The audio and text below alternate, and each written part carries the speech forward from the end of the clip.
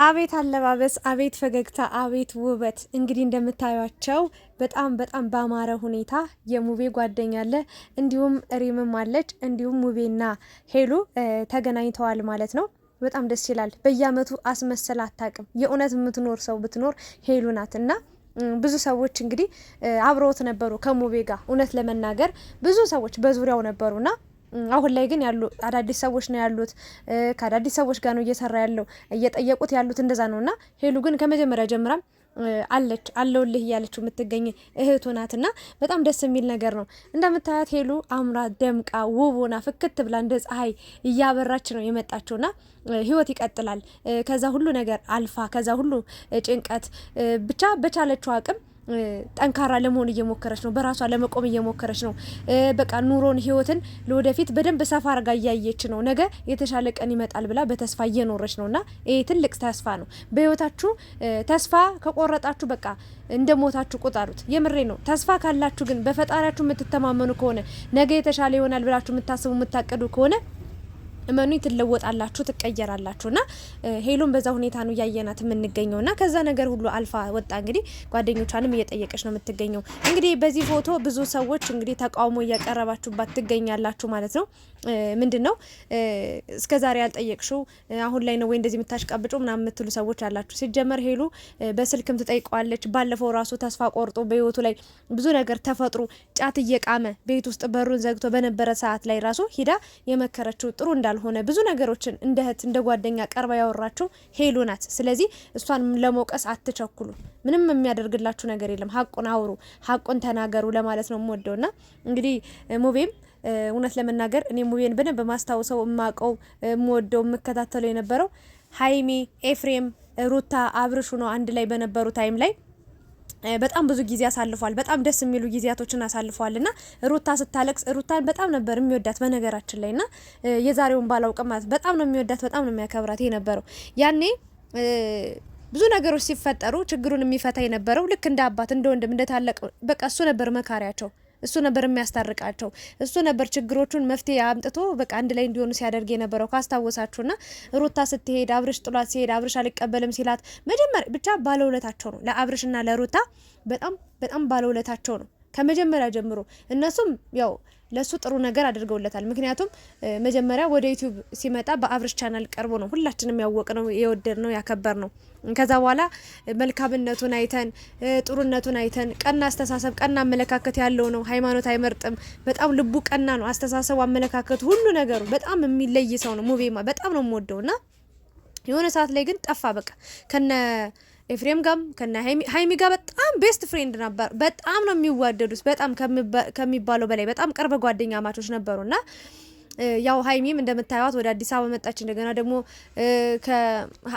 እንደምታዩት ከብሩክ ጋር ያለው ነገርም እየጠበቀ መጣ ምናምን ነገር የሆነ ትንሽ የመራራቅ ነገር መጣ። ኤፍሬም እንትናም አብሮ ነበር ሀሰንም። ግን አሁን ላይ ሀሰን እንደገና ደግሞ ብሩክ ሙቢ ለብቻም እንደዚህ ሃይሚ አንድ ላይም ሲመጡ ነበር ከአብርሽ ጋር ከተለያየ በኋላ ራሱ ማለት ነው። ግን አሁን ላይ ምን አይነት ሁኔታ ላይ እንደተፈጠረ ማውቀው ታሪክ የለም። ግን ደግሞ ከብሩክ ጋር የሆነ ነገር እንደተፈጠረ ትንሽ ነገር ሰምቼ ነበር።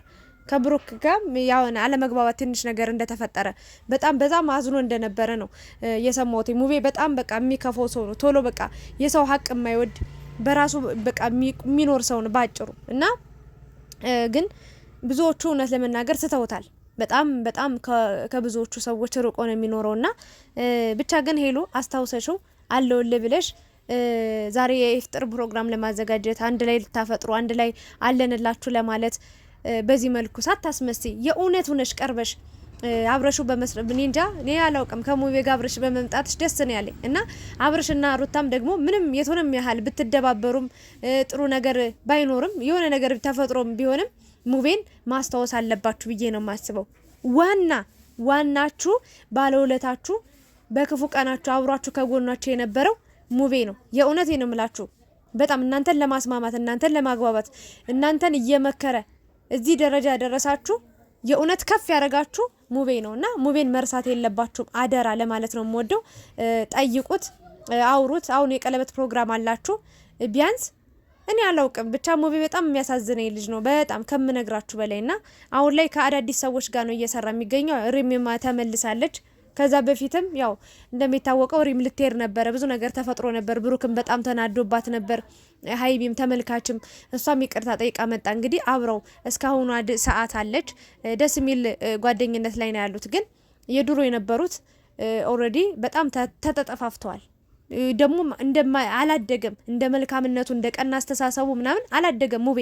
እውነቱን እንነጋገር ከተባለና በጣም የሚያሳዝነኝ ልጅ ነው። ልቡ ቀና ነው፣ ጨዋታ ነው፣ ሳቅ ነው፣ በጣም የዋህ ነው በቃ ከሚባለው በላይ እና ባትርቁት የተሻለ ነው ብዬ ነው የማስበው።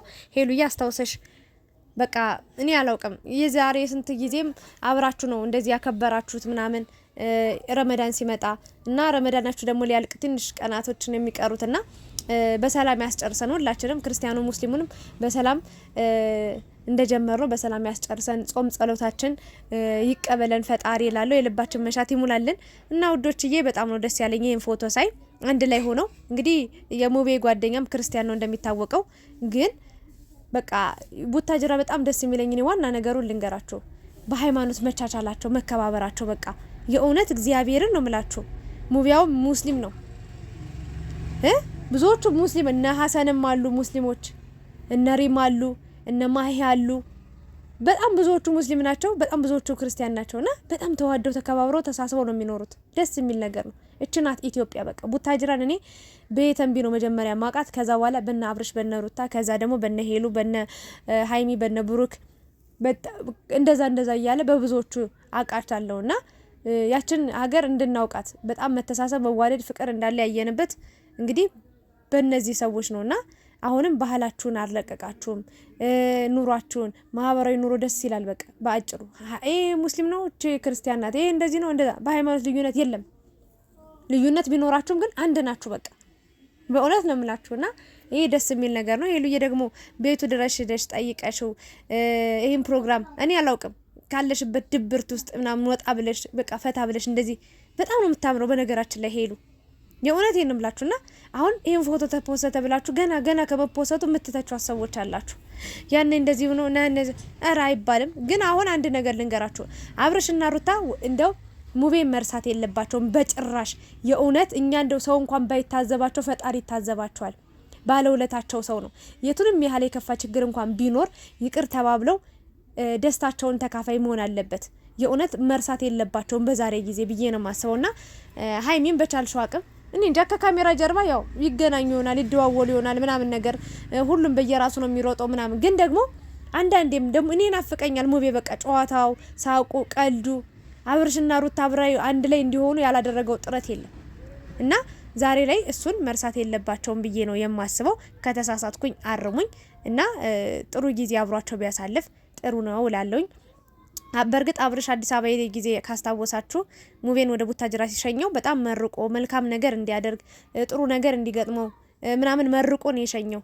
ግን ደግሞ አሁንም መገናኘት አለባችሁ መጠየቅ አለባችሁ ብዬ ነው የማስበው እስካላችሁ ድረስ የእውነት በቃ እኔ የክፉ ቀን ሰው መረሳት የለበትም። ባጭሩ ባለውለታችን መርሳት የለብንም እላለሁ። ማታ በሚለቀቀው ቪዲዮ ደግሞ ድጋሚ እንገናኛለን። የኔ ምርጦች የሄሉ ደስታ የሚያስደስታችሁ ሙቤና ሄሉ አንድ ላይ በመሆናቸው ደስ ያላችሁ ሰዎች ላይክ፣ ሼር፣ ሰብስክራይብ አድርጉኝ። የኔ ምርጦች እንዴት ነው አለባበሳቸው ራሱ ሲያምር ፈገግታ እንደ ፀሐይ ነው የምታበራው። ይመቻችሁ የምር